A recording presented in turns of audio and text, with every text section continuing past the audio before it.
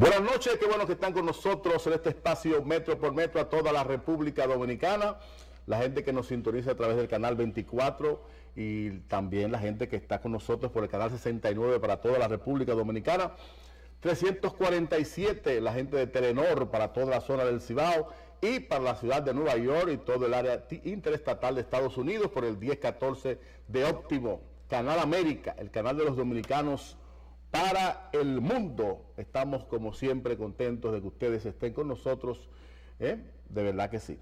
Esta noche no vamos a iniciar como regularmente arrancamos con nuestros comentarios, sino que tenemos un invitado muy especial que hace tiempo que estábamos haciendo contactos, pero por su trabajo en la embajada en la República Dominicana no había podido estar con nosotros, pero ya sí está con nosotros en el día de hoy el honorable embajador de la República Bolivariana de Venezuela en la República Dominicana, el señor Ali, vamos a ver si me sale, Uzcategui Duque. Buenas noches, embajador, encantadísimo, para nosotros un placer tenerlo a usted por aquí. Honor para mí encontrarme en su programa, el cual nos permite pues hacer algunas reflexiones y charlar un rato, y aprovecho la ocasión para saludar al pueblo dominicano y a todos los connacionales que se encuentran haciendo vida acá en esta gran República Dominicana y que sigan aportando. Estados Unidos también. Y que sigan, claro, y en los Estados Unidos, que sigan aportando a la sociedad dominicana, a la sociedad estadounidense, la cual también requiere de la ayuda de los migrantes. Señor embajador, ¿cómo sigue su país? Hemos visto dos Venezuelas. Una Venezuela que es la que dice el gobierno, su presidente Nicolás Maduro, que está bollante, que está bien y todo. Hay otra cámara que nos presentan donde hay venezolanos que están hasta buscando en zafacones y cosas para comer y se creen que tienen el dinero y ni siquiera pueden comprar porque está desabastecido. Sí, es cierto, hay dos Venezuelas. La Venezuela que conocimos hasta 1998 con un 70% de la población en pobreza, y la Venezuela hasta el 2013 con un 26% de la población, la cual imagínate, del 70 al 26. No te sigo más hacia acá, hacia el 13, el 14, el 15, el 16, el 17, porque realmente nos ha tocado bastante y muy difícil. Y cuando dices que el presidente Maduro establece que vivimos una especie de momento bollante, yo creo que no ha sido así. Todo lo contrario, reconocemos tanto el gobierno nacional, en nombre del señor presidente de la República, Nicolás Maduro, como todo en el contexto de las diferentes instituciones del Estado responsables de las políticas públicas del Estado venezolano, que estamos viviendo una situación muy difícil desde el punto de vista económico y financiero, y todo producto de un bloqueo bestial que nos tienen en la economía y por supuesto en el área financiera. Si tan solo nos levantaran el bloqueo y no solamente el bloqueo, sino las restricciones financieras, Venezuela fuera otra en estos momentos y estuviéramos en pleno desarrollo como siempre se ha mantenido y se trata de mantener a pesar de todos estos problemas que se nos han presentado con el tema económico. Por eso es que hablamos de esas dos Venezuelas, ¿no? Esa Venezuela que hasta 1998 estaba en manos de un concepto capital o capitalista aberrante, y esa Venezuela que a partir de 1999 trabaja otro concepto progresista, socialista, en la cual de alguna otra forma ha tratado de desarrollar nuestro país con una mejor distribución de todos los recursos y por supuesto de todas aquellas bondades que presenta nuestro territorio para el beneficio de los venezolanos. Claro está, esto no les interesa a todo el poder hegemónico que ha representado el poder del norte, como son los Estados Unidos a través de su gobierno, y vemos como en el 2015 y en el 2016, primero el expresidente Obama y ahora el presidente Trump han atacado fuertemente la economía y las finanzas de nuestro país. Tanto es así que el presidente Obama en el 2015 declaró a Venezuela como una amenaza inusual, extraordinaria, y bueno, y pare de contar. Y como decía la expresidente Cristina Kirchner, ¿no? ¿Cómo va a ser Venezuela una amenaza para Estados Unidos si la hegemonía mundial militarmente quién es? Los Estados Unidos. Pero entonces, bueno, estamos en ese apogeo político, económico, y que, bueno, seguimos ahí bregando, como decimos los venezolanos, en beneficio de nuestra población y trabajando y tratando de salir adelante con un proceso económico a través de una nueva moneda digital, un nuevo proceso económico a través de una criptomoneda, como se llama, que es el Petro, y que nos ha dado hasta los momentos por lo menos una intención económica muy favorable y que muchos analistas le han dado un alto puntaje en cuanto al el beneficio que nos puede traer. La oposición venezolana ha dicho Capriles, que es el principal candidato opositor de Venezuela, ¿no? El que conocemos aquí en la República Dominicana, que ha tenido una alta votación dentro de las elecciones de Venezuela, que no existen condiciones para la oposición ir a las elecciones. Sí, lamentablemente la oposición venezolana ha encontrado satisfacción en las posiciones, en las lides políticas, vamos a decirlo así, en el contexto de las elecciones especialmente, es cuando de alguna otra manera obtienen algún triunfo, como ocurrió en el 2015 cuando la Asamblea Nacional la asumió prácticamente casi que en su totalidad la oposición venezolana. Un capital político que perdieron, un capital político que no aprovecharon, porque lo que se dieron a la tarea del 5 de enero del 2015 a través de su presidente, que en ese momento era el señor Ramos Alú, fue que en lo que asumió la presidencia lo primero que hizo fue apuntar al señor presidente de la República y amenazarlo: mira, te quedan 6 meses, vete ya, te arrancas, vamos a hacer todo esto. No, debió haber más bien... una conciliación, ¿no? Y no tanto la conciliación, haber presentado, porque nunca han presentado un programa de gobierno, nunca han presentado un programa de desarrollo para el país. Fíjate que el señor presidente de la República, Nicolás Maduro Moro, se inscribió ahorita para las elecciones próximas venideras para el 20 de mayo y lo primero que hizo... tenemos esas imágenes, ¿verdad? Sí, ahí tenemos... Vamos a ver, Saulo, si nos puede colocar el momento en que el presidente de la República Bolivariana de Venezuela, Nicolás Maduro Moro, se inscribe para un segundo periodo, ¿no? Segundo periodo, sí, que sería... Vamos a ver si lo podemos tener para... ¿Tiene audio? Sí, tiene audio. Sí, vamos a ver si lo podemos ver y escuchar. Adelante.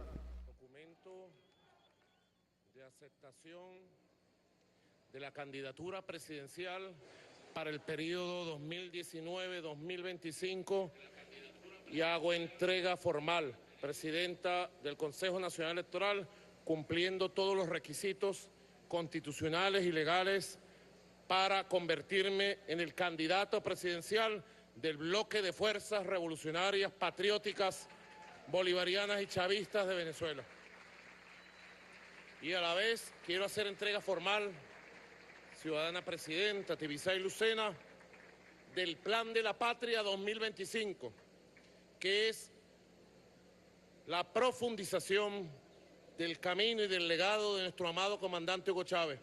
El Plan de la Patria, que continúa adelante con grandes renovaciones, con grandes retos, con grandes desafíos.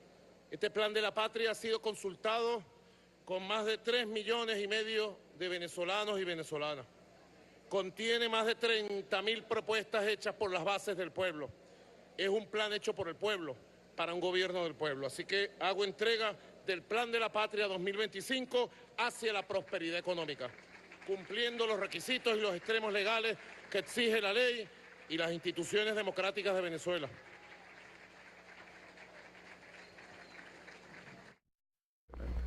Bueno, ya vimos ahí la inscripción para un nuevo periodo del presidente de Venezuela, Nicolás Maduro Moro. Y vamos entonces, se había hablado de que las elecciones iban a ser en abril. Sí, hay que recordar que aquí, lo cual estamos muy agradecidos con el gobierno dominicano, especialmente en la persona del presidente Danilo Medina, quien otorgó el beneficio de acompañamiento y aparte de eso el territorio dominicano para proseguir con el proceso de diálogo de Venezuela, y el cual se llevó a cabo por algunas sesiones. Se había trabajado ya en un documento de acuerdo entre los actores que allí participaban con el acompañamiento de algunos representantes cancilleres de otros países, y los cuales finalmente pudo elaborarse dicho acuerdo, pero que lamentablemente... ¿Cuál es la verdad de que no hubo un acuerdo de lo que se había hablado, un acuerdo de paz? Usted que estuvo ahí, que yo estuve viéndolo con estos ojos que se lo van a comer la tierra, que usted estuvo ahí al lado de las autoridades venezolanas, realmente dígale al país, porque sabemos también que en Estados Unidos hay muchos venezolanos, y aquí también tenemos muchos venezolanos, para que ellos entiendan qué fue lo que pasó, que no hubo ese acuerdo que todo el mundo esperábamos. Sí, con mucha responsabilidad puedo decir que realmente mi apreciación es que no hubo una intención real de firmar el acuerdo en el momento final, porque surgieron muchos elementos que algunas veces disociaban de lo que ellos mismos hablaban dentro del proceso de los temas a tratar con el acuerdo que se estaba elaborando para ser firmado el 6 de febrero.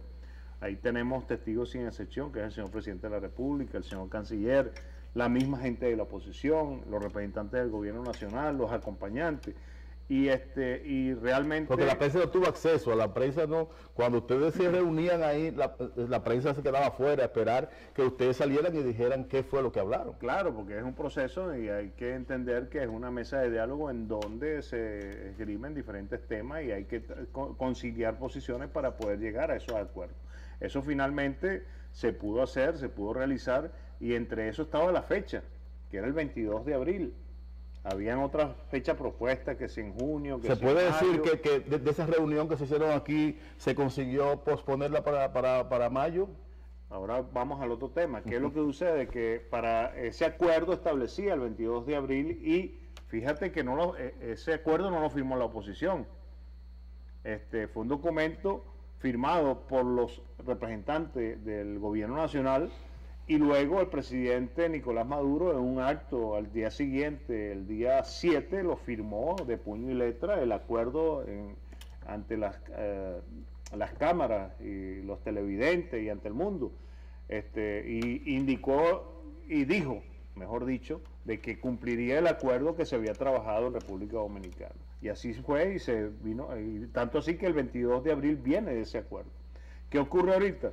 Pues la oposición, de alguna u otra manera, con algunos candidatos que se han inscrito, establecieron nuevamente... un cura, creo que es cura, qué sé yo, lo fue que está en la oposición. Sí, de acuerdo a sus atributos, vamos a decirle, desde el punto de vista de la cristiandad, es evangélico, tengo entendido, se inscribió también para candidato. Y él también pidió que se pospusieran las elecciones por el tan poco tiempo que tenía él como candidato, o sea, que empezó ahora. Sí, no era él específicamente, también era, por ejemplo, Henry Falcón y algunos otros candidatos que estaban con el tema de que era muy apresurado supuestamente la fecha, y hoy llegaron con el CNE a un acuerdo en el que se difería la fecha para el 20 de mayo. Pero ahora se agrega otra posición, ahora son unas mega elecciones, porque allí se van a elegir los legisladores para seleccionar el acompañamiento de los consejos estadales y para los consejos municipales. Entonces estamos hablando de 24 estados, 24 consejos estadales, y estamos hablando de 335 municipios, o sea que estamos hablando de 335 consejos municipales. Entonces por eso es que se llaman unas mega elecciones. Entonces van a acompañar las presidenciales, para estas elecciones para el 20 de mayo.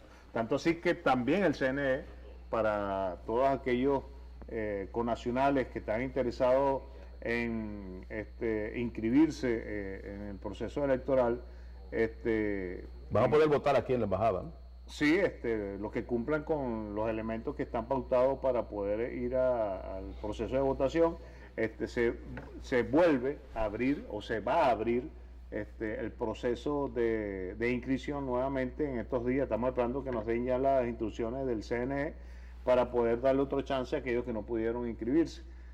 Para ello hay que recordar que deben de tener el concepto de una residencia permanente y con las características que da el proceso migratorio en República Dominicana. Señor embajador, ¿qué ha pensado usted con el caso de una gran cantidad de nacionales venezolanos que están en el país, que han pedido al gobierno algún tipo de regulación para ellos poder permanecer aquí, muchos que están trabajando informal, todas esas cosas? ¿Qué ha hecho usted como embajador, como representante de los venezolanos en la República Dominicana para conseguir ese estatus migratorio de esos venezolanos? Es una tarea que se me ha prácticamente impuesto no por función, sino por obligación y por el deber de atención a nuestros venezolanos. Y cuando digo una tarea, es porque se está tratando una fecha de reunión entre las cancillerías, posiblemente puede que sean después de las elecciones, para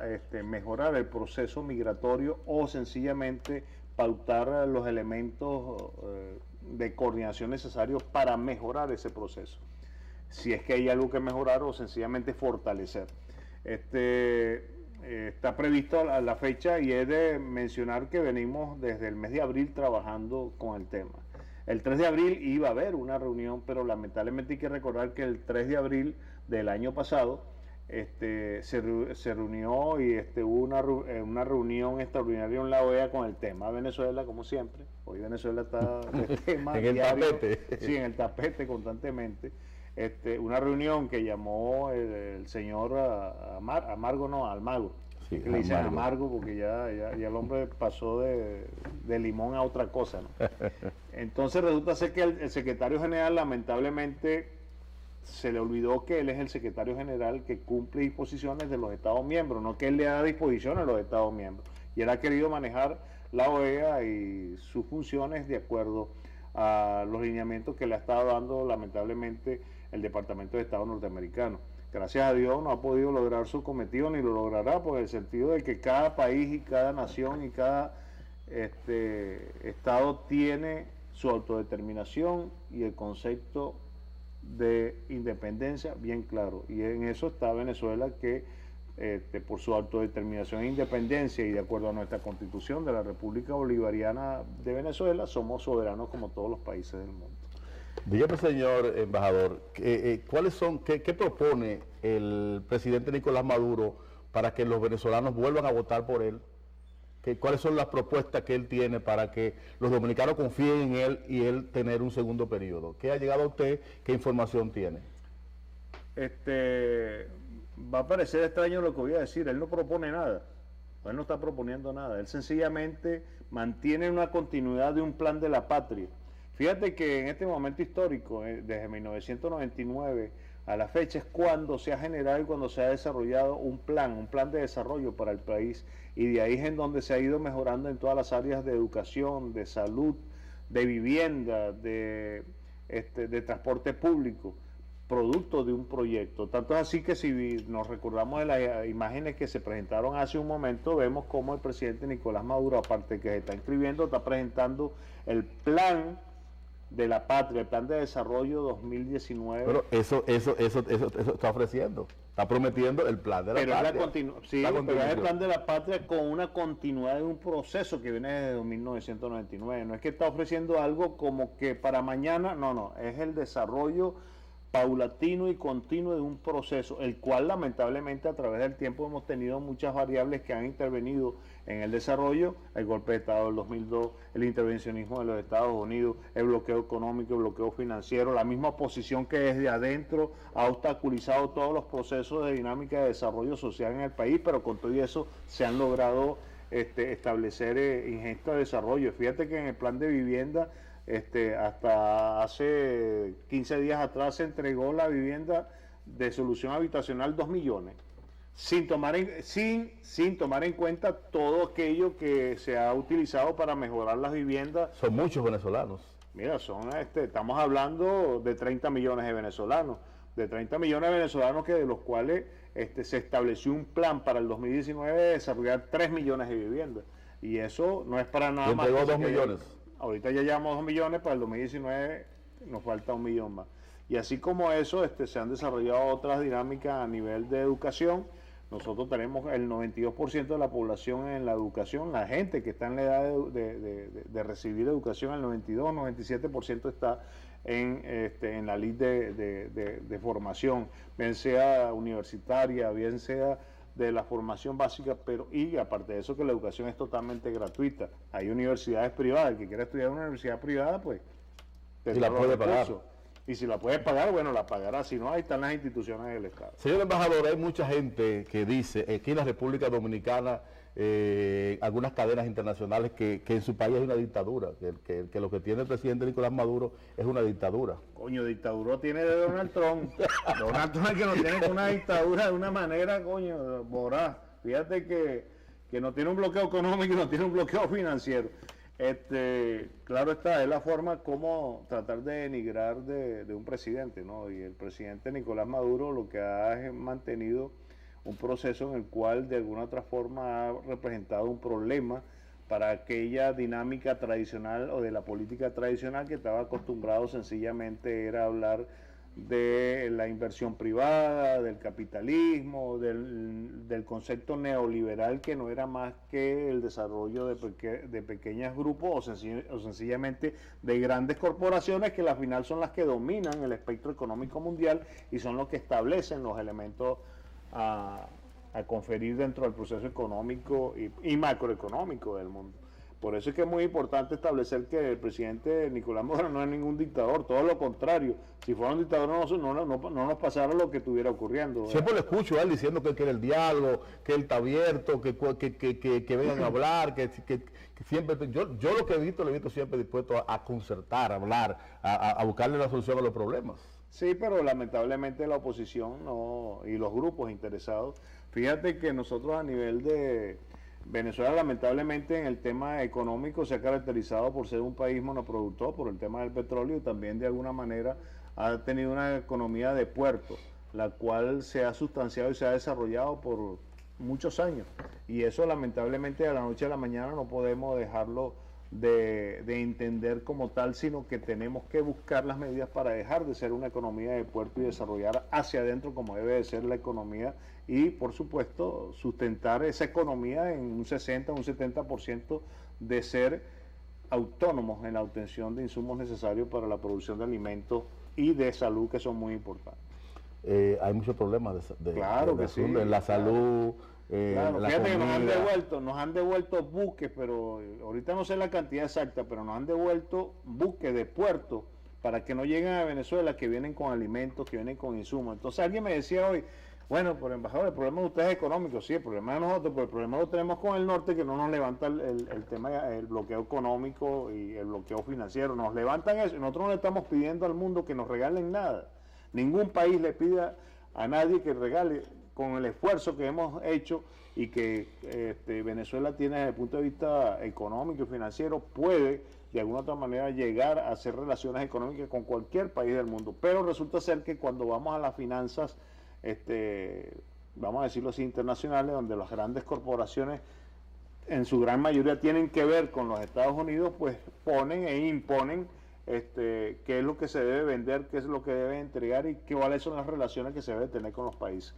Es como que si tuviéramos algo en la mano, mira, no te metas para allá porque si no te va a salir el coco, como dicen por allí. Bueno, muy bien, muchas gracias, señor embajador. Para nosotros ha sido un placer que usted esté con nosotros aquí en este programa, en el inicio. No, para mí es un honor estar con ustedes esta noche. Vamos a estar más de cerca para que nos siga edificando sobre lo que va pasando en las elecciones y todas esas cosas. Estamos a su disposición, a su orden y como siempre en la lucha por demostrar qué es lo que ocurre de manera veraz en nuestro país sin ocultar nada. Bueno, muy bien, señores, hemos conversado con el señor embajador de la República Bolivariana de Venezuela en la República Dominicana.